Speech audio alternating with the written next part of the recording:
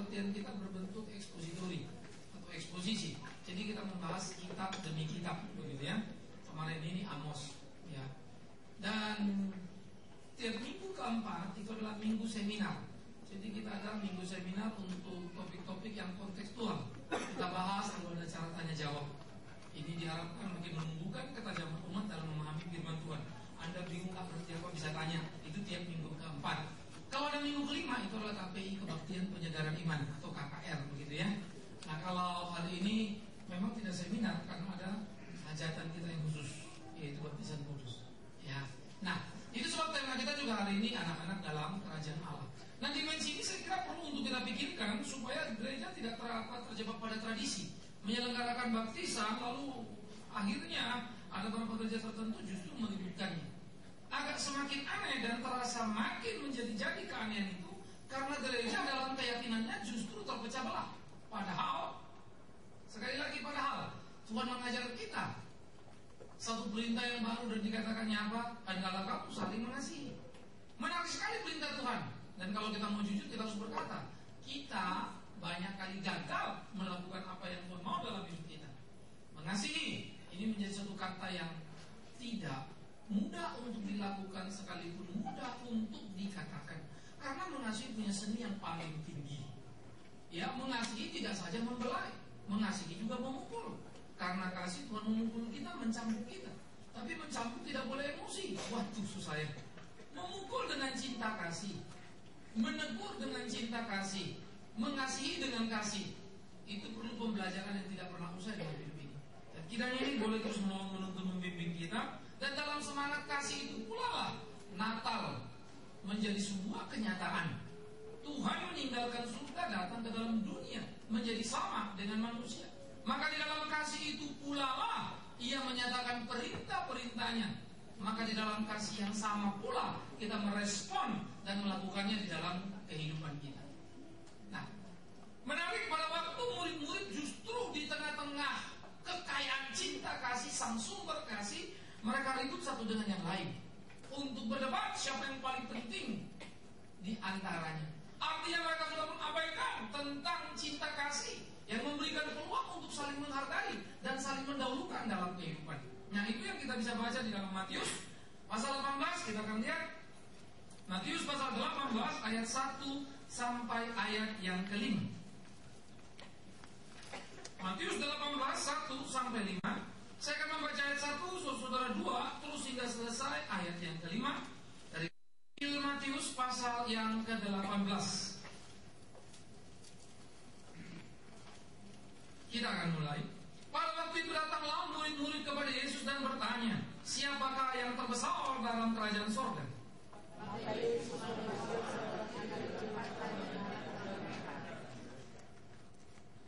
Lalu berkata, aku berkata kepadamu, sesungguhnya jika kamu tidak bertobat dan menjadi seperti anak kecil ini, kamu tidak akan masuk ke dalam kerajaan sorga.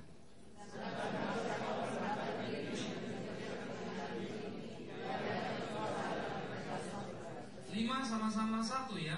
Dan barang siapa menyambut seorang anak seperti ini dalam namaku, ia menyambut aku.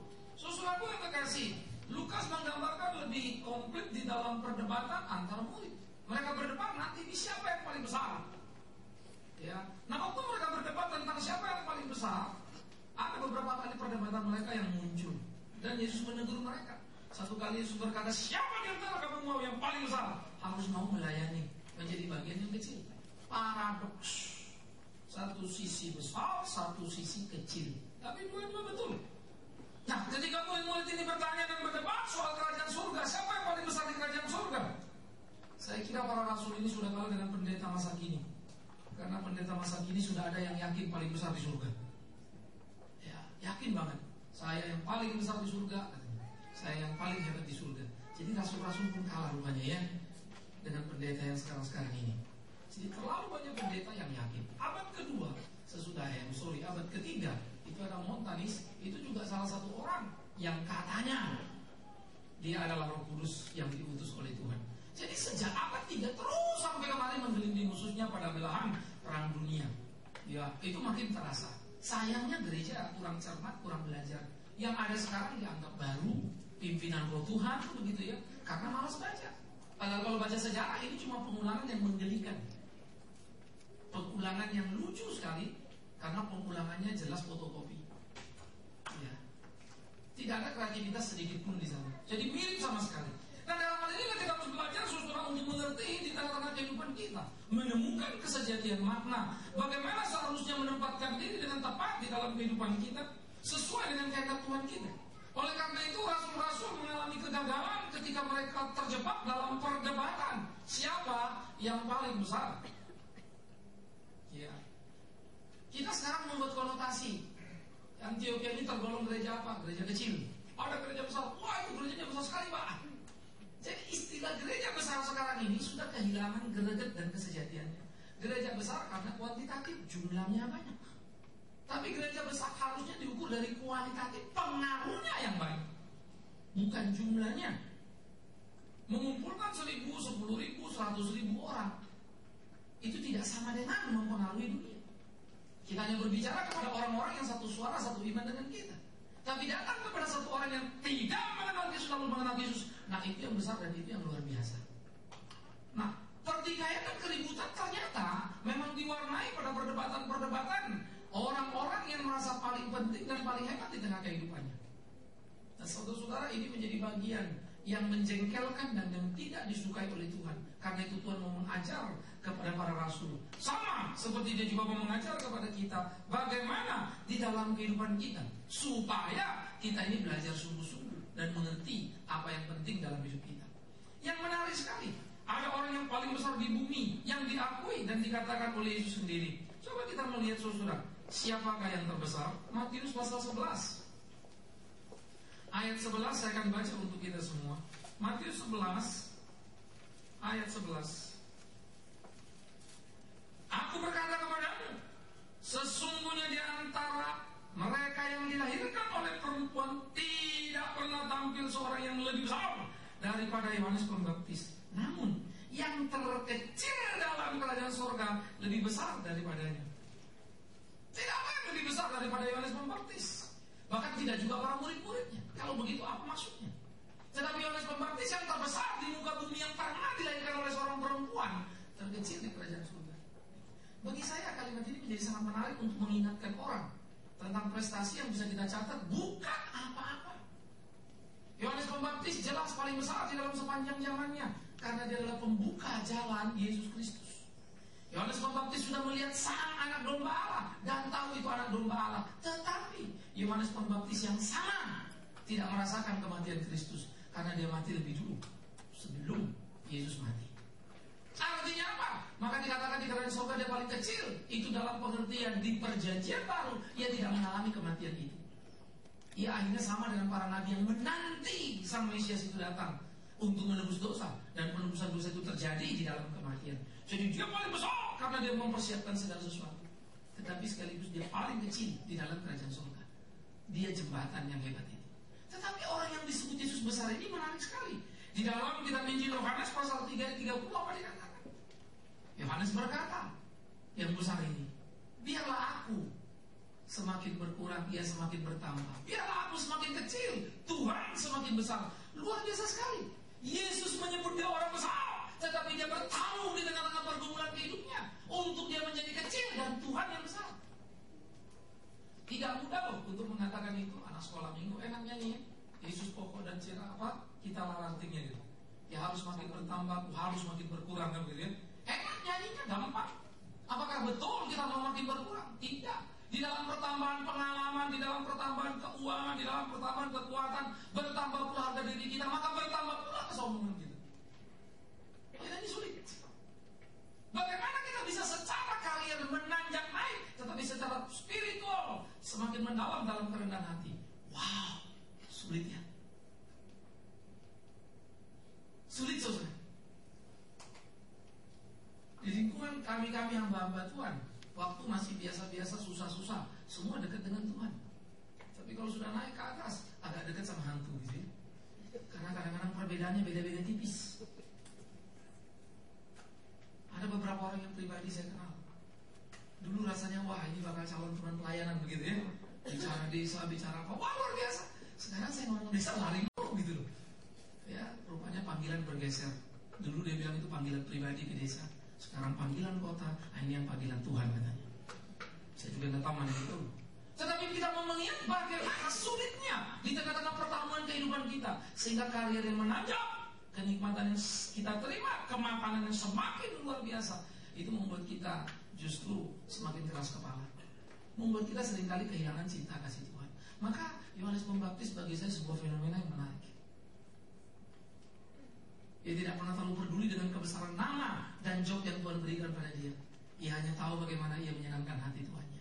Itu sebab Yohanes Pembaptis tidak pernah gelisah, sekalipun kepala taruhannya. Ia tetap mengkritik Herodes, orang paling besar, big boss pada waktu itu, dalam kesalahannya.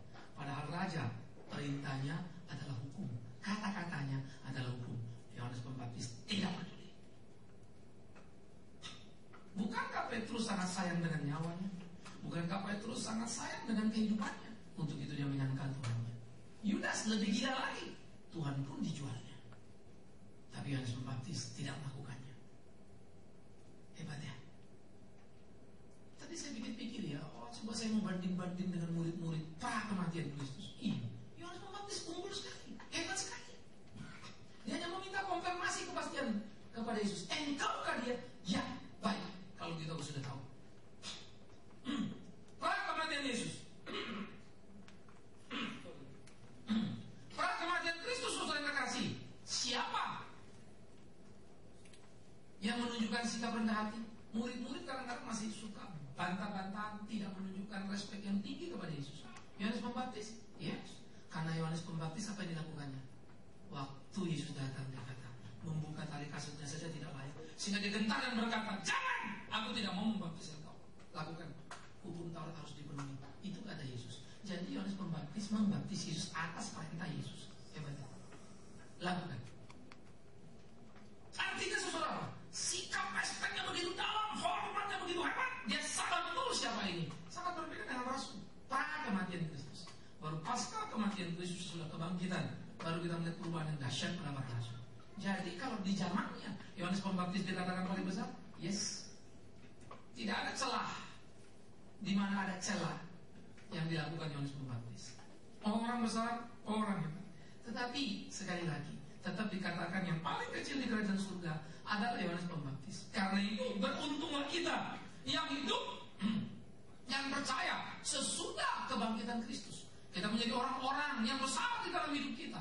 Kita menjadi orang-orang yang beruntung beriman kepada Dia. Tetapi saya kira menjadi persoalan kita adalah bukan bagaimana kemudian kita besar di dalam hidup ini.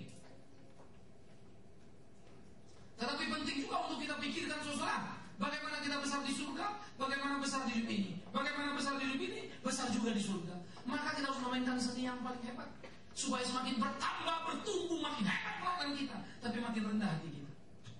Sejujur-jujurnya, itu tidak gampang. Dengar kalimat saya, sejujur-jujurnya itu tidak gampang. Saya selalu melatih diri saya kalau nonton TV, pendeta lagi khotbah, coba saya dengerin gitu ya. Saya perhatiin, wah hati saya itu bisa berkecamuk gitu. Kadang-kadang jengkel sekali. Apalagi kalau sudah salah-salah menurut khotbahnya begitu ya. Saya bisa mencatat satu kali khotbah 20-30 kesalahan. Tapi di situ saya baru miris. Ini tadi saya ngapain ya? Akhirnya saya cuma mampu menjadi penilai, tapi tidak mampu menjadi orang yang menikmati. Waduh, silakan besar. Gak gampang loh. Ya, saya mendisiplin diri saya kepada kesempatan. Saya pasti pergi mau mendengarkan orang. Termasuk seminar-seminar di luar kekristenan. Ya, saya belajar untuk menghargai pendapat. Gak gampang. Gak gampang, teori mah gampang ya. Teori gampang, saya sudah melakukan. Dan di antara yang saya lakukan itu ada yang berhasil, tapi kebanyakan gagalnya. Maka saya bisa berkata dalam doa saya, Tuhan tolonglah betapa sulitnya untuk melakukan apa yang aku mau, yang aku tahu baik, yaitu rendah hati.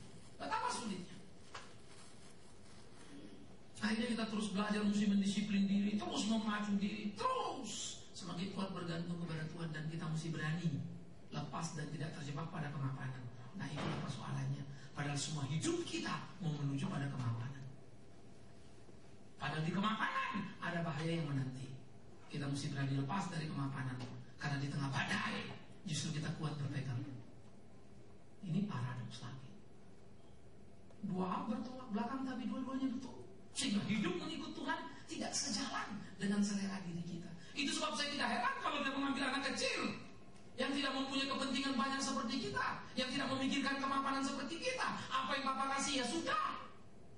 Anak yang selalu bangga punya bapak, sekalipun bapaknya cuma tukang beca. Itu sebab anak tukang beca sama anak jenderal kalau berkelahi enteng dia. Anak jenderal bilang, "Gue kasih tau bapak gue loh." Anak tukang beca nggak mau kalah. "Gue kasih tau bapak gue juga loh." Dia lupa kalau bapaknya datang. Itu bisa jadi bahaya. Masa tukang beca dihadapkan sama jenderal? Tapi anak tidak peduli kalau punya bapak, aku juga. Kan begitu. Heroik banget bapak itu. Luar biasa sekali. Ya. Lain dengan kita orang dewasa sudah berhitung bapak kita siapa. Kalau boleh kita umpati di depan pacar kita supaya jangan tahu bapak kita itu orang biasa-biasa. Lalu kita bilang bapak kita kerja di kantor gubernur. Kedengarannya keren. Ternyata tukang sapu. Betul juga sih. Berapa banyak anak pemuda tidak lagi mampu bangga terhadap bapaknya hanya karena tukang sapu di kantor gubernur. Bapakmu kerja di mana? Oh, di kantor gubernur. Saya ingat betul ini teman saya. Kacau itu satu. Hanya karena mendekati seorang perempuan. Ya. Dasar anak perempuan juga rupanya mata jabatan. Jadi aja sudah. Belakangan tahu calon mertua memang kantor gubernur. Tapi itu dia harian tukang sapu pula lagi. Wah, itu pacaran jadi bubar. Tidak ada kebanggaan. Ini papaku, ini mamaku. Susah loh kita ini. Yang bangga itu kalau kita sudah kaya, kita hebat. Nah, ini bapak saya. Kita kasih jas dulu, tapi kan kita bikin rapi dulu dia. Untuk membanggakan kita juga sebetulnya, bukan dia. Yes, diselilah. Sejujur-jujurnya, sulit ya bangga sebangga-bangganya pada orang tua yang kita punya. Itu orang dewasa. Tapi anak-anak lainnya bangga banget. Ya. Pada konteks mereka senang banget. Oleh karena itu saudara yang terkasih, ketika Tuhan mengatakan dan mengambil seorang anak kecil lalu berkata, sesungguhnya kalau kamu tidak bertobat dan menjadi seperti anak kecil ini, kamu tidak akan masuk ke dalam surga. Awas, kita tidak dikatakan jadi anak kecil. Bertobat dulu, ini kalimat yang banyak dilupakan. Kalau kamu tidak bertobat itu jangan lupa. Tobatnya dulu, jadi bukan kalau kamu seperti anak kecil masuk surga. Tidak ada yang itu. Saya kira kebanyakan orang salah motong, salah ngambil kalimat. Bagaimana masuk surga? Kita mesti jadi seperti anak kecil. Salah, tidak ada ayatnya. Bertobat dulu, lalu berperilaku seperti anak kecil. Pertobatan menjadi kata kunci untuk masuk surga. Bukan berperilaku seperti anak kecil lalu masuk surga. Bukan. Itu sebab tidak ada jaminan yang mengatakan kalau anak kecil mati langsung masuk surga. Bayi mati langsung kerajaan surga. No, tetap pertobatan. Artinya apa? Nah, kalau bayi gimana mau bertobat? Nah, di sana kedaulatan dan cinta kasih Allah dinyatakan. Ya, makanya Ulangan 29:29 sangat menarik. Apa yang dibukakan itu bagi kita, apa yang tertutup itu bagi Allah. Ada hal yang memang tidak kita mengerti, tapi kita tidak bisa berkata hanya karena dia bayi dia masuk surga. Kemurahan Tuhan yang membawa dia ke surga karena ada pertobatan yang dituntut di sana. Jadi bukan karena anak kecil masuk surga, bertobat. Tetapi tidak bisa hanya bertobat. Kok kau katakan kalau tidak terlihat dalam perbuatan bagaimana orang tahu? Maka pertobatan yang dikatakan diikuti dengan perbuatan tidak sama. Perbuatan itu artinya yang membawa kau ke surga. Tapi orang yang bertobat pasti berbuat. Nah, itu sebab orang Kristen itu diikat ketat. Mulut kita boleh bilang kita bertobat, pengakuan kita boleh bilang kita bertobat, tapi hidup kita menceritakan kita bertobat apa belum. Nah, di tengah-tengah pergumulan seperti itulah kita menemukan kesejatian, saudara. Dan saya kira mari kita babak belur untuk mencari kebenaran dalam hidup ini. Mari kita menggali sedalam-dalamnya sebelum datang hari penyesalan di tengah kehidupan, di mana kita ingin tahu kebenaran, tapi sudah tidak lagi punya kesempatan. Oleh karena itu, mengapa Kristus mengatakan harus menjadi seperti anak kecil? Pertama, saya kira harus dikoreksi lagi banyak kesalahan yang mengatakan, ya anak-anak kecil itu tulus, ya tidak berdosa. Tulus dalam pengertian tidak berdosa salah. Anak kecil itu polos. Tulus belum tentu. Polos iya. Kepolosan itu loh. Anak kecil juga anak berdosa. Kepolosan untuk bilang ya kan gitu ya. Polos sekali. Sampai anak-anak makanya bisa dibohongi. Saking polosnya. Saya suka bercanda sama anak-anak ya. Ini warna apa? Sama putih. Merah putih. Ini betul putih. Kamu dengan merah sama itu. Anak itu bingung gitu ya. Nah, saya suka bercanda. Anak-anak tertentu bingung, apalagi saya meyakinkan dengan sangat yakin. Apa ini? Hanya bisa loh putih om. Nah tuh kan, bayangkan kalau setan kayak aku banyak, betapa tersesatnya anak-anak itu. Polos banget. Iya putih, padahal kemarin sudah diajarin merah. Itu anak-anak. Itu sebab kalau kau sampai bisa ditipu, itu pertanda kau anak-anak. Hati-hati, orang dewasa jangan sampai ketipu. Lo betul toh? Polos sekali dia. Nah kepolosan itulah yang ada pada anak-anak, dan Tuhan mau itu. Kalau ya enggak, jangan nekaniko istilahnya. Yang tricky itu kan orang-orang dewasa, senyum tapi menusuk. Nah itu namanya Yudas. Ya guru, tangan dicium, pisau masuk. Itulah preman Medan. Bukan rasul lah gitu kan ya. Mencium tangan tetapi menusuk, polos. Ingat ya, itu menjadi sangat penting di tengah-tengah kehidupan. Yang kedua, yang menjadi menarik juga, anak kecil itu selalu merasa butuh pertolongan. Karena dia rasa tak berdaya, rasa tak mampu, selalu tolong. Dipukul, papa, panggil papanya gitu ya. Ya, kalau kita dipukul, mana sih? Biar kata butuh pertolongan, kita gengsinya setengah mati, mau ditolong pun nggak mau. Enggak pak, nggak usah dibuka kelaparan. Kenapa? Nggak apa-apa. Udah gelap pak, udah jatuh, masih nggak apa-apa juga. Malu, gengsi, gedean gengsi. Saking keberatan gengsi aja kita nggak bisa hidup. Kalau kau mampu, lakukan sampai detik terakhir, kerjakan. Itu betul. Saya juga tidak suka orang yang cengeng. Ya. Saya bersyukur pada Tuhan ketika mama saya sakit itu saya dapat kesulitan luar biasa. Lalu teman-teman saya akan berdiri dari channel Blessing Supply banyak anak. Ya. Lalu saya bertekad dan berdoa, ajak istri anak-anak, apapun kita lakukan. Ya akhirnya berapa yang ada, pokoknya selagi masih ada harta saya beranggap saya masih niatkan gitu ya. Jadi saya tidak akan lepas daripada kewajiban. Nah waktu teman-teman saya bilang saya lagi kuliah, sudah tidak ada kerja. Udah lah, lo selama ini diriin yayasan support orang, sekarang lo yang bisa disupport. Saya bilang kasih waktu dulu. Saya bilang nggak mau, tapi kasih waktu dulu sampai gue mentok baru dah gitu ya. Jalan terus. Kampus panggil lagi, Bingman, kami dengar mama kamu gini. Iya pak. Oke, sekarang kamu kuliah terus, tidak usah bayar uang kuliah. Pak, kasih saya kesempatan untuk terus berjalan dulu. Kalau mentok, nanti saya ngomong. Jadi saya ngomong sini, ngomong di sana. Tapi akhirnya semua lewat dengan cara Tuhan yang ajaib ya. Saya tidak ngerti, ada aja orang tiba-tiba ini, tiba-tiba itu. Pokoknya semua saya lolos jadi. Maka saya pikir waktu itu, thanks loh. Pada waktu di tengah-tengah kritis itu kita lewati, wow kebahagiaan datang loh. Ada kok yang nolong, ada kok yang perhatiin. Sehingga kenikmatan hidup itu berasa. Ya. Kalau saya sudah buru-buru lari kiri kanan, ke depan ke belakang, mau jadi apa lagi ya kan? Saya nggak akan pernah merasakan bagaimana Tuhan tolong saya. Ya. Nah saudara, ketika itu kita perlu berani. Tetapi kalau kita mau ditolong orang, jangan juga keras kepala. Ada orang mau ditolong, enggak perlu, enggak perlu. Ada orang teriak-teriak di kiri kanan.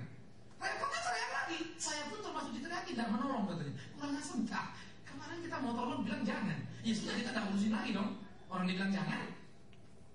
Nah waktu masalah, lalu teriak, nggak mau nolong. Ini susah. Kalau anak kecil dia lebih jujur. Begitu dia butuh, tolong. Nah bentaklah tolong. Tapi awas ya, jangan pada manusia, itu yang Tuhan mau. Mintalah tolong pada Bapakmu yang di surga itu. Seperti anak kecil meminta tolong kepada Bapaknya. Makanya Yesus bilang, jadilah seperti anak kecil ini, yang polos pada apa yang dikatakannya, tidak tricky orangnya, yang merasa butuh pertolongan selalu dari Bapaknya. Tapi kalau hidup manusia ingat tadi ya, jangan cengeng. Berusaha sampai detik-detik terakhir yang kau mampu, pasti Tuhan kuatkan. Dan kalau kau minta tolonglah selalu kepada siapa? Tuhan Bapa kita yang di surga. Masa ia tidak menolong? Dan waktu dia menolong, dia gerakkan banyak orang di sekitar kita untuk membantu kita. Jangan menolak. Jadi mesti bisa membeda-bedakan mana sikap yang tepat dan mana sikap yang lebih besar kepala kepada keyakinan diri sendiri. Harus hati-hati. Yang ketiga, anak kecil itu selalu menjadi anak yang menarik karena selalu ingin tahu. Ya, saudara perhatikan kalau anak-anak kita bawa jalan, kita bisa capek. Ini apa om? Ini apa? Kasih tahu satu, pertama enak, kedua enak, ketiga capek, keempat udah mumet kita ya.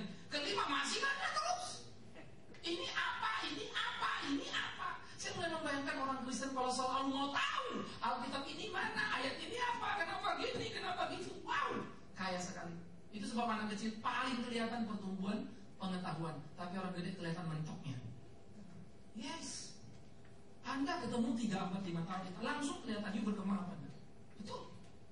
Anak kecil perkembangannya itu jelas sekali. Tak pernah tidak. Besok kita ketemu, udah bisa tambah-tambah lu. Besok ketemu, udah bisa kali-kali lu. Besok ketemu, kemarin baru itu sampai 5, sekarang 10. Anak-anak udah perhatikan, berasa banget ya. Terus pengetahuan nambah, biasanya itu di ujung SMA deh. Lepas dari SMA, kuliah ini godaannya besar nih. Kalau dia lempeng ya lempeng, kalau nggak lempeng ya sudah, anti klimaks. Jadi seringkali kita bilang, heran dulu SD, SMP, SMA pinter, udah kuliah kok tambah bodoh. Karena waktu dunia berkembang dia berhenti. Apalagi kita yang rasa sudah lulus belajar, sudah lulus sekolah, sudah kerja, lupa, tidak lagi mau baca, tidak lagi mau belajar, butek sudah berhenti. Anak kecil lainnya selalu ingin tahu, maka dia bertumbuh. Selalu ingin tahu, dia belajar. Selalu ingin tahu, dia bertanya. Tuhan mau kita seperti itu. Anak kecil itu saudara selalu mudah melakukan perintah. Kalau sudah gede dikit, memang jadi masalah. Ya, maka latihan period itu, itu mulai ngelawan-lawan. Tapi kalau anak kecil kita suruh ya, dia mau, kita juga senengin. Kalau suruh, coba taruh ini papa punya, ya dia seneng. Anak itu kalau bisa melakukan apa yang orang tua suruh pertama kali pengalaman dia, dia happy banget. Dari hari gitu. Besok dia tanya lagi, papa sepatunya buka pak, mau ditaruh di sana gitu. Seneng ya. Kecuali anakmu tidak kau latih, kayaknya orang bingung semua nih saya lihat. Kayaknya anak saya nggak begitu gitu ya. Ya nggak dilatih sih. Ya nggak begitu. Coba kalau dilatih pasti begitu. Itu anak. Lalu kita lihat anak kita senang gitu ya. Padahal cuma numpang mindahin sepatu. Anak-anak itu melakukan kerjanya happy karena pengalaman pertama, pengalaman baru. Tapi nanti kalau sudah gede dikit, sudah mulai ngebandel gitu ya, mulai menjengkelkan ya. Tetapi ketika itu pengalaman baru bagi seorang anak kecil itu menarik. Saudara, saya mulai memikirkan ketika orang melakukan pekerjaan Tuhan dengan senang.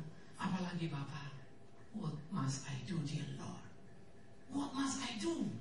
Ya selalu bertanya itu dan dia mengerjakan dan mengerjakan. Alangkah menyenangkannya kehidupan. Dan dia akan melakukan banyak hal dalam hidup itu. Bukankah kita dipanggil Tuhan untuk itu, saudara? Karena itu dikatakan, kalau kau mau masuk dalam kerajaan sorga, bertobatlah dan jadilah seperti anak kecil ini. Kau harus polos dengan teriki di hadapan Tuhan. Kau selalu merasa butuh pertolongannya, bukan pertolongan manusia. Kau selalu merasa ingin mengetahui apa yang dia mau. Seperti pemazmur pernah berkata, diam di rumah Tuhan seumur hidupku. Itulah yang menjadi kerinduan. Hebatnya. Apa isi anak kecil? Anak kecil itu selalu mau melakukan perintah sama Bapa. Bangga menjalankan kerja. Bukankah dia berkata, pergilah ke seluruh dunia, beritakan Injilku, jadikan mereka muridku, baptiskan mereka, dan jangan lupa sambungan berikutnya, ajarkan mereka melakukan kehendakku. Bagaimana mereka belajar kalau kita tidak melakukan kehendak Tuhan dalam hidup kita? Kita nggak bisa lolos. Yang bikin masalah adalah seringkali mencomot Alkitab itu sepotong-sepotong. Tugas pergi ke seluruh dunia diomongin, tapi mengajar nggak diomongin. Jadi kacau kita semua. Maka jadilah kita penginjil-penginjil yang tidak mengajarkan bagaimana harus melakukan apa yang Tuhan mau. Kita cuma mau berteriak, Yesus Tuhan, selesai sampai sini. Padahal kita harus belajar untuk mengajar mereka bagaimana hidup. Dan pelajaran itu adalah kita. Contoh itu adalah kita di dalam hidup kita. Oleh karena itu saudara, anak dan dalam kerajaan surga itu seperti apa? Maka itulah ekspresi yang jadi menarik. Oleh karena itu, ketika di dalam keimanan kita Tuhan memberikan contoh menarik. Tapi kalau kita tarik lagi dalam seluruh perjalanan Alkitab, menjadi semakin menarik lagi. Bagaimana anak-anak itu menjadi aset paling penting dalam rumah tangga. Pada waktu orang Israel pulang dari Mesir, Musa memberikan perintah yang Tuhan berikan kepada dia. Orang Israel, ajarkanlah kepada anakmu berulang kali, akulah Tuhan Allahmu yang sudah membawa engkau keluar dari Mesir, dan bla bla bla bla bla. Ajarkan berulang kali, waktu jalan, waktu duduk, terus menerus dalam berbagai situasi dan kesempatan. Ajarkanlah. Maka di situ menunjukkan bahwa anak-anak adalah pewaris iman. Maka di Kisah Rasul pasal 2, sesudah hari Pentakosta itu, Petrus berteriak dan berkata, inilah janji Tuhan itu yang diberikan kepadamu. dan anak-anakmu. Gelombang pertama pemberitaan Injil, orang dewasa terlibat. Tapi sesudah keterlibatan orang dewasa, anak-anak dilibatkan menjadi mendalam. Maka papa mama menjadi representatif di dalam keberimanan kepada Tuhan. Maka itu sebab ketika baptisan anak dilakukan, bukan karena anak itu sudah tahu apa-apa. Karena tidak ada kita yang tahu apa-apa untuk percaya pada Tuhan. Percaya pada Tuhan adalah sebuah anugerah yang Tuhan berikan pada kita. Kekuatan anugerah yang memanggil. Maka dengan iman kita lakukan from faith to faith. Itulah hidup orang benar. Dari iman kepada iman. Dan iman yang bertindak dalam hidupnya dengan iman yang memberikan anaknya untuk terhisap dan menyatu dengan kerajaan surga. Karena anak itu adalah pewaris iman. Karena itu baptisan jangan dipermainkan. Baptisan tidak boleh menjadi tradisi gereja. Zaman kerajaan di Eropa memang terjadi noda-noda, khususnya para raja-raja. Lalu anggap kalau sudah dibaptis itu beres semuanya. Nah ini jadi masalah. Ingat ya, pembaptisan tidak ada kaitannya dengan kemampuan kita merespon, baik secara knowledge, secara pengetahuan, atau secara kemampuan untuk bertindak. Tidak, karena keselamatan adalah anugerah. Cara itu iman percaya jadi penting. Maka apa yang kau imani ketika anakmu dibaptis, itu menjadi sesuatu nilai bagi anak itu. Maka bagi orang tua harus mengerti betul hal ini. Itu sebab orang-orang tua Israel setiap melahirkan anaknya, mereka memberi berkat pada anak-anak itu kan. Memberi nama pun mereka tidak sembarang. Harap anak itu jadi begitu. Ya. Kalau orang Kristen sekarang kebanyakan pakai nama Alkitab anaknya, tapi tidak dididik baik-baik. Hasilnya itulah Matius, Markus, Lukas, Paulus ada di Cipinang. Petrus dan kawan-kawan tertangkap melakukan perampokan. Susah kita jadinya. Padahal pakai nama itu bawa. Saya selalu percaya ya, iman itu. Saya masih bertarung dalam pergumulan seperti ini karena memang saya senang sekali kalau anak saya mau jadi hamba Tuhan. Waktu ke Kalimantan kemarin yang paling bontot itu anak laki satu toh. Tahun lalu ya. Maju di Kalimantan sampai saya kaget-kaget. Jadi waktu tantangan, siapa yang mau jadi hamba Tuhan? Serahkan diri ke depan. Itu kan kita lampu di sana miskin sekali, jadi mimbar itu penuh lampu, tapi yang sana agak gelap kan, remang-remang. Jadi ini satu anak maju siapa ini? Tapi sih kayak anak saya, tapi anak saya itu bukan tipe yang berani maju, bukan tipe yang terlalu begitu gitu ya. Jadi saya agak ragu, enggak kali gitu ya. Jadi saya sempat mikir sampai sempat lupa mau ngomong kedua kali lagi siapa yang mau maju kan gitu. Untuk ngeliat, benar, wah jantung saya berdebar. Lalu yang lain maju. Saudara Kalimantan itu akhirnya bagi saya luar biasa ya. Kita beri diri ke sana, tapi Tuhan beri yang lebih dari yang kita bisa. Ya, sehingga itu penuh dengan kenangan, penuh dengan hal-hal yang sangat menyenangkan. Sehingga pada waktu kemudian maju selesai itu, saya tanya dia mana waktu itu. Ya kan, tadi ngapain kamu maju ke depan? Ya aku melayani Tuhan. Kenapa lu mau jadi pelayan? Kenapa mau jadi hamba Tuhan?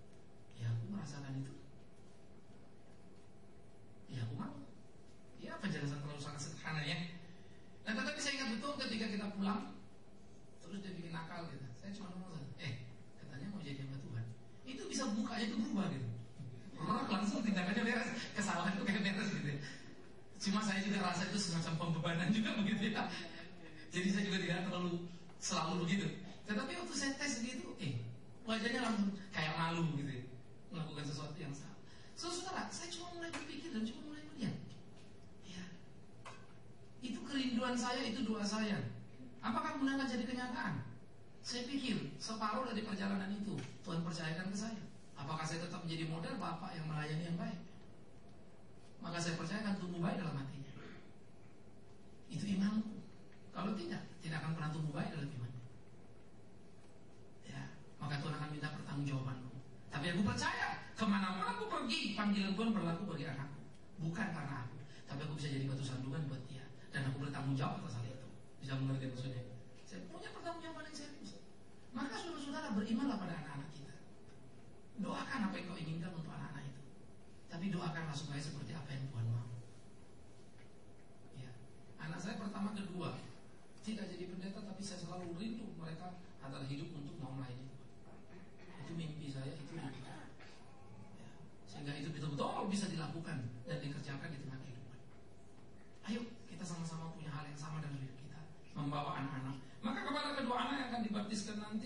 harus punya iman yang sungguh. Mau kemana anak ini melangkah? Ini bukan anak yang kita doakan lalu sekedar cita-cita mau jadi menteri atau mau jadi presiden begitu kan ya, atau mau menjadi anggota KPK, bukan. Tapi lebih daripada itu, untuk mereka mau melayani. Nanti kemampuan apa sambil pelan-pelan kita lihat. Kalau rindu mau dia jadi hamba Tuhan, waduh kiranya satu anak yang jadi hamba Tuhan, doa. Tetapi ingat, bukan orang tua yang menentukan kemana arah anak melangkah, tapi Tuhan akan membimbing dan kita menikmati pimpinan Tuhan. Jadi dia pewaris iman. Yang kedua harus diperhatikan, anak-anak harus menjadi saksi kehadiran surga dalam dunia. Kemarin saya sudah mengatakan dalam Natal, kita orang Kristen selalu menyurga, tapi kurang membumi. Saya, kita diskusi kerajaan surga itu kayak jauh di sana. No, di sini. Makanya doa Bapak kami menarik ya. Jadilah kehendakmu di bumi seperti di surga. Surga itu turun mewarnai bumi. Nah ini kita. Tapi kita selalu mau naik ke surga, kaki masih di bumi. Jadi kelakuan kita kayak orang surga semua. Bersayap. Tapi bukan cuma sayap saja di punggungnya, mulutnya pun bersayap. Susah juga kalau sudah begitu kan ya. Hah?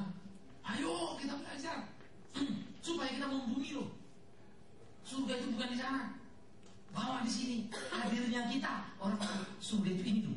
Ketika hidup cinta, kasih, hidup baik sama-sama. Wah, indah sekali, menyenangkan sekali. Itu loh.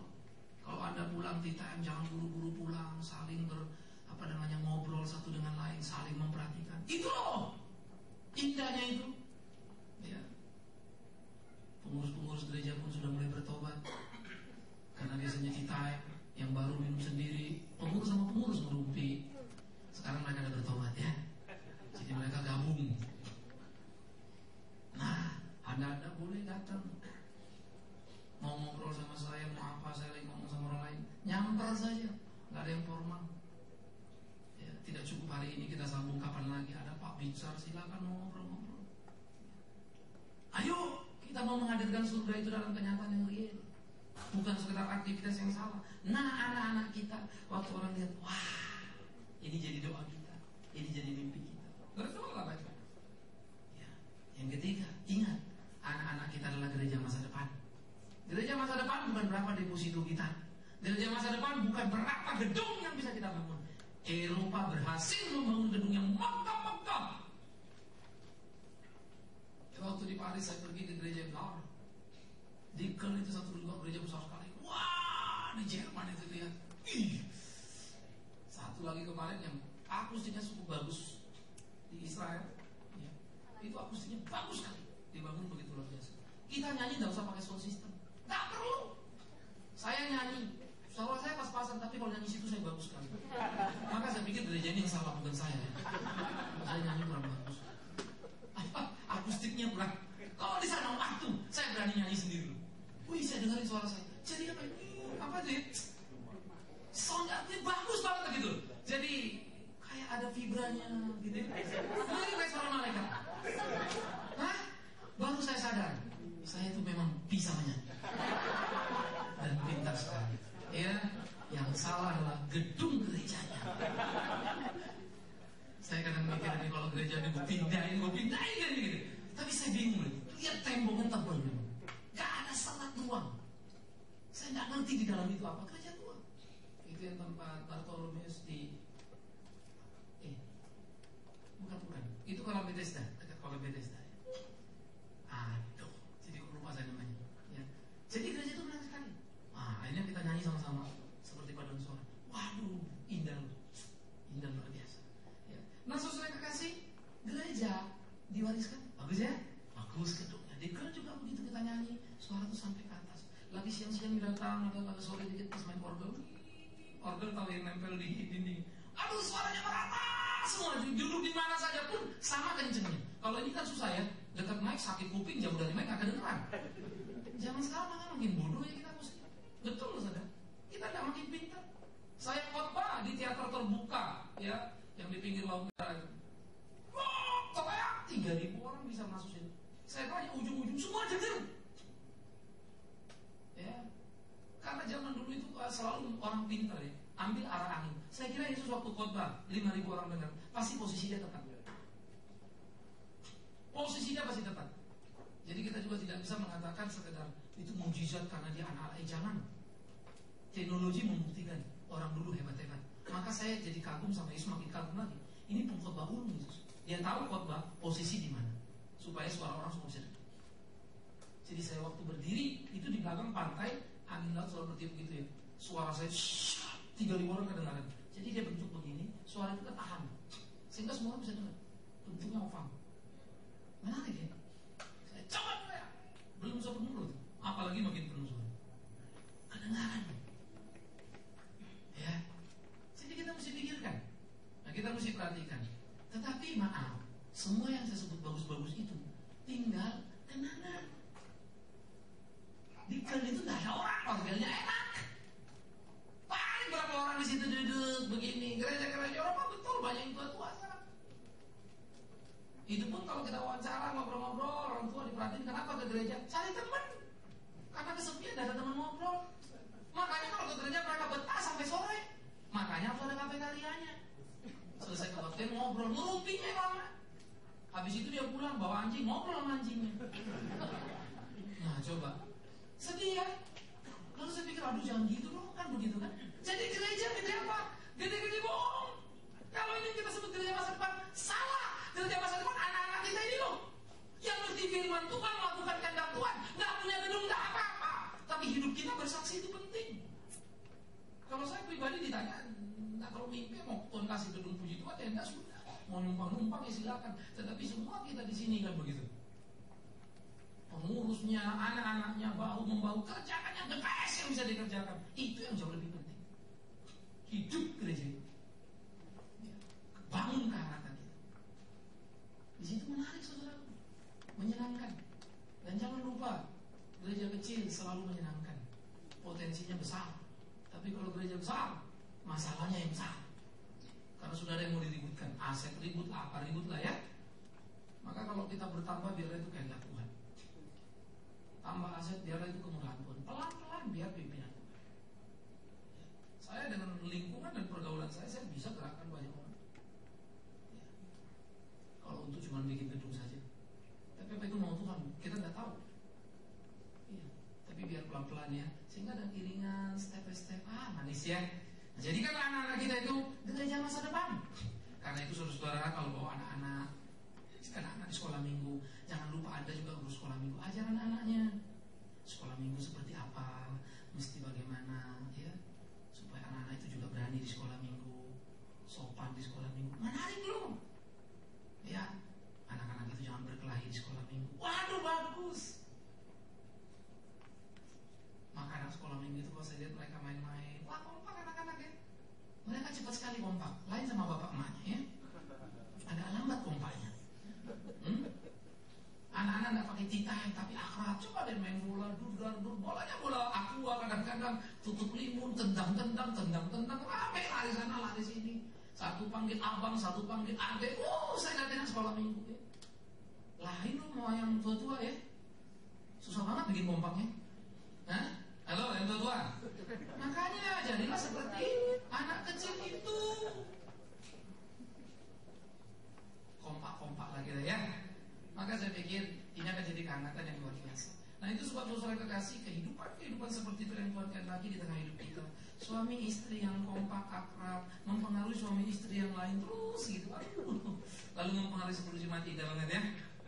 Rupa-rupanya kita memang perlu belajar dari anak-anak. Please perhatikan, anak-anak itu dalam keluguannya, dalam kepolosannya mereka melakukan apa saja. Mereka itu udah kayak family ya. Ini kakak, ini adik, rame aja tuh. Lari sana, lari sini. Dan itu sangat menyenangkan. Biar kiranya Tuhan menolong kita untuk menemukan kesejatian itu. Dan jangan pernah berhenti. Tuhan tidak pernah menyanyikan hidup mudah. Ya, gereja selalu dibangun dengan air mata dan kerelaan menyangkal diri dari semua umat. Baru gereja itu bisa berdiri. Bukan gedungnya ya, gerejanya, kitanya. Maka kita boleh terpisah tumbuh kemanapun, aktif dimanapun, tapi biar kita saling mendoakan dalam hidup kita.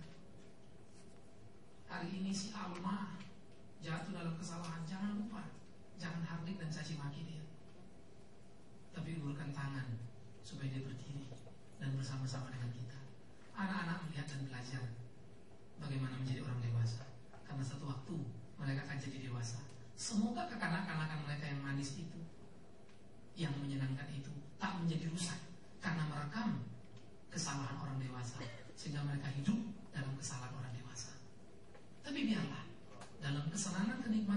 kecil mereka. Mereka mewarisi hal yang indah dari hidup orang dewasa, dan mereka hidup seperti apa yang seharusnya. Tuhan dipermuliakan di sana. Amin. Kita tunduk kepala. Kita ambil waktu teduh sejenak, berdoa secara pribadi. Anak-anak itu Tuhan berikan pada kita, mereka harta karun kita. Berdoa terus. Selalu ada waktu di dalam hidup mendaki gunung hidup itu. Ada waktu kita turun berjalan di area yang terjal, tapi juga ada waktu jalan seperti yang mulus tanpa hambatan. Jangan pernah menyerah, terus berdoa. Ada banyak keindahan yang Tuhan persiapkan bagi kita. Jangan pernah menyerah, terus berharap. Ada kenikmatan, kebahagiaan dalam kehidupan. Jangan diam, bergerak dan raihlah. Ada kasih yang besar yang bisa melakukan apa saja. Jangan berkata tak mungkin di dalam Dia, karena Dia berkuasa untuk melakukannya. Berdoalah, berdoalah dan berdoalah. Lakukan itu dalam hidupmu, jalani satu persatu. Maka engkau akan tahu Tuhan tidak pernah meninggalkanmu. Bapa di surga, terima kasih. Terus tolong tuntun pimpin kami untuk hidup dalam pertobatan yang sejati, dan melakukan hari-hari kami mengisinya seperti anak-anak mengisi hari-hari mereka penuh gairah, penuh harapan, penuh keceriaan. Tuhan tolong kami. Dalam kepolosan mereka, keingintahuan mereka, Tuhan mampukan kami untuk meraup semuanya, sehingga hidup kami terus penuh dengan dinamika, tapi tetap pada jalan yang sama, jalan yang Tuhan kehendaki. Terima kasih Bapa di dalam surga. Kami serahkan segenap hidup kami, dan baptisan yang akan kami kerjakan dalam tangan-Mu. Di dalam nama Tuhan Yesus Kristus kami berdoa, kami bersyukur. Amin. Sidang jemaat, saya undang bagi berdiri. Oleh sebab itu, atas nama Majelis Jemaat pada hari ini saya akan membaptiskan saudara-saudari dalam baptisan kudus yang dilakukan atas perintah Tuhan Yesus yang bersabda, "Pergilah, jadikanlah semua bangsa muridku, dan baptislah mereka dalam nama Bapa, Anak, dan Roh Kudus, dan ajarkanlah mereka melakukan segala sesuatu yang telah kuperintahkan kepada." Arti baptisan, kalau kita dibaptis dalam nama Allah Bapa, itu berarti bahwa Allah Bapa membuat sebuah perjanjian karunia yang kekal dengan kita, dan kita jadikan anak angkat dan ahli warisnya yang dilahirkan bukan dari daging, tapi oleh Roh dalam kasih karunia. Allah akan memelihara kita dan melindungi kita dari segala yang jahat, atau mengubah kejahatan menjadi kebaikan bagi kita. Kalau kita dibaptis dalam nama Anak, itu berarti bahwa Tuhan Yesus memberi kita kepastian tentang pembasuhan dosa kita dalam darahnya, dan kita dipersatukan dengan kematiannya dan kebangkitannya, sehingga kita dibenarkan di hadapan Allah. Kalau kita dibaptis dalam nama Roh Kudus, itu berarti bahwa kita terus-menerus akan disucikan dan diperbarui, sehingga kelak tidak akan bercacat celah. Kita bisa menghadap kepada Tuhan dan dapat dipersatukan dengan jemaat para orang pilihan Tuhan dalam hidup yang kekal dan sempurna. Oleh karena itu, sidang jemaat, ketahuilah, pembaptisan dalam nama Bapa, Anak, dan Roh Kudus mempunyai makna mendalam dan bukan sekedar tradisi gereja. Yang berikut, majelis jemaat akan memanggil mereka-mereka yang akan menerima baptisan.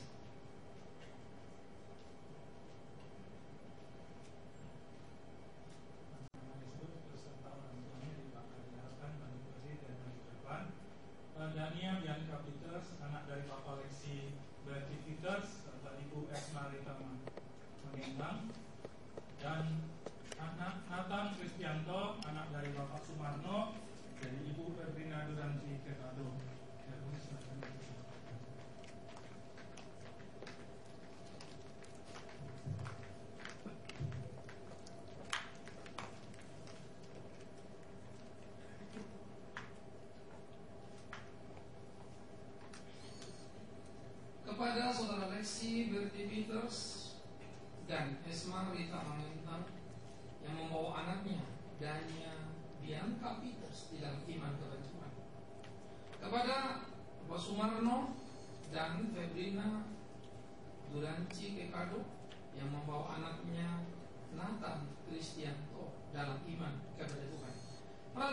beberapa hal yang akan saya tanyakan, dan sesudah itu saudara akan menjawabnya. Apakah saudara mengaku bahwa saudara telah dikandung dan dilahirkan dalam dosa sehingga saudara harus dihukum oleh Allah? Sebab tidak mungkin saudara membebaskan diri dari dosa dengan kekuatan sendiri. Mengakukah saudara bahwa karena belas kasihan Allah maka saudara telah dibebaskan dari dosa oleh korban Tuhan Yesus Kristus, anak tunggal Allah di Golgota?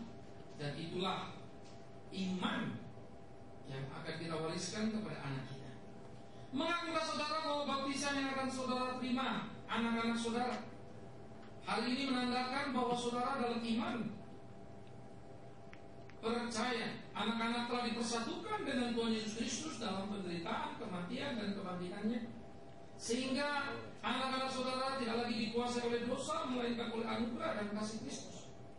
Sebab itu, maka saudara senantiasa mengajarkan kepada anak untuk hidup bersyukur kepada Tuhan, berjanji akan berjuang melawan dosa, dan berusaha hidup dalam kesucian dengan pertolongan Roh Kudus.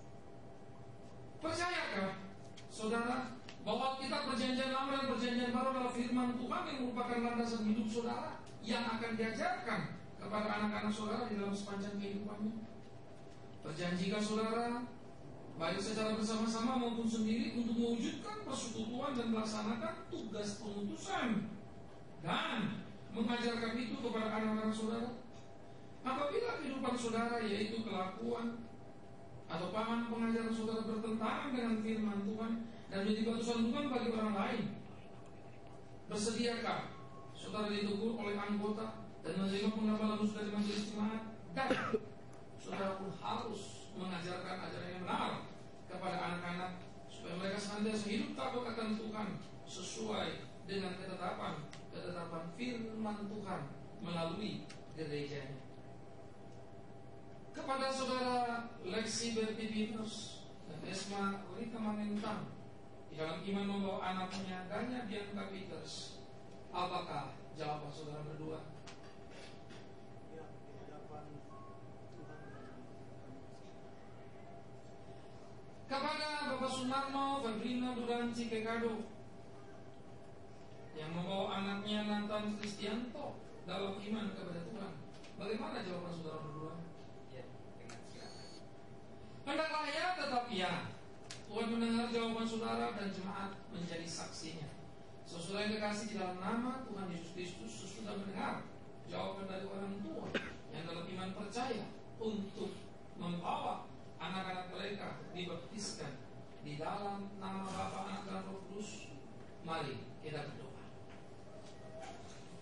Ya Tuhan, kami bersyukur, kami berterima kasih jika Engkau memberikan kesadaran iman yang benar kepada kedua orang tua dari dua anak yang akan menerima baptisan, Danya Bianca Peters dan Nathan Kristianto.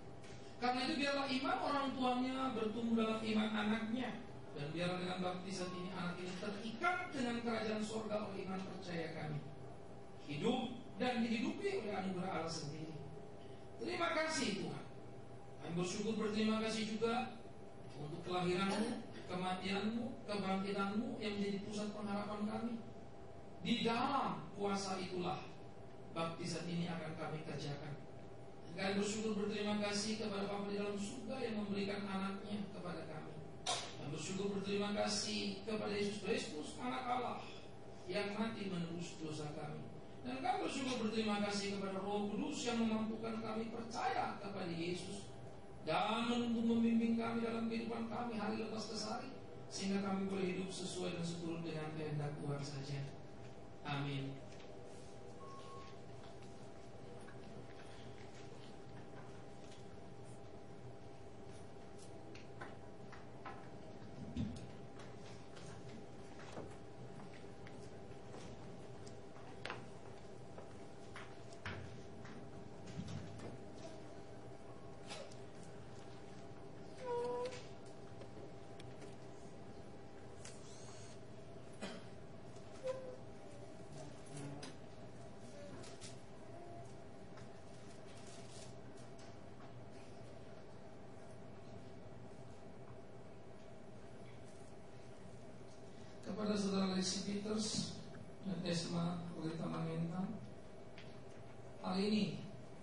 saudara berdua dalam iman percaya kepada Tuhan membawa Dania Bianca Peters untuk dibaptiskan.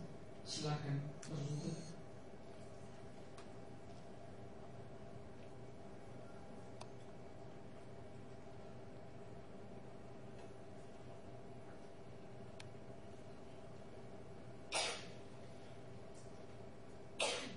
Oleh karena perintah Tuhan Kepala Gereja, maka aku sebagai hambanya membaptiskan Dania Bianca Peters di dalam nama Bapa, Anak, dan Roh Kudus. Dengarkanlah apa kata Tuhan. Bukan kamu yang memilih aku, tetapi akulah yang memilih kamu.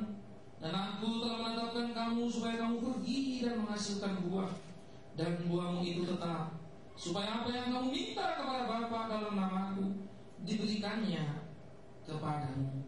Amin. Silakan.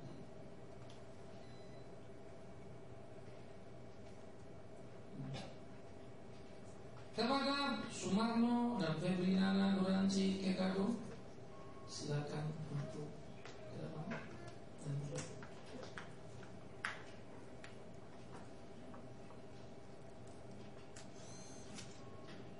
Oleh perintah Tuhan Yesus Kristus Kepala Gereja dan iman daripada Sumarno dan Febrinana Nuranci Kekado membawa anak Nathan Kristianto untuk dibaptiskan. Maka di dalam nama Bapa, Anak, dan Roh Kudus, aku membaptiskan engkau. Kiranya kuasa Tuhan dinyatakan bagi orang-orang yang percaya, dan mereka akan menjadi saksi di dalam hidupnya sekarang sampai selama-lamanya. Amin. Silakan.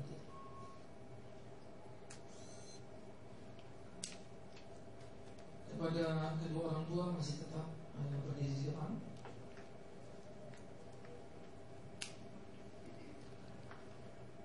Silakan menghadap kepada jemaat.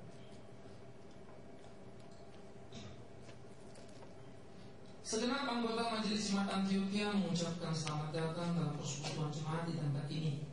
Bagi kedua anak yang dibaptis di dalam iman percaya, mereka kini menjadi milik Tuhan yang terikat dalam kematian dan kebangkitannya. Dan saudara, anggota jemaat, terimalah kedua orang anak ini menjadi bagian di dalam pertumbuhan kehidupan iman kita bersama. Dan biarlah anak ini boleh dipakai Tuhan untuk menyuarakan kebenaran. Majelis Jemaat Gereja akan memberikan sedikit kata-kata dan juga bimbingan sekaligus Alkitab untuk membekali kehidupan anak-anak.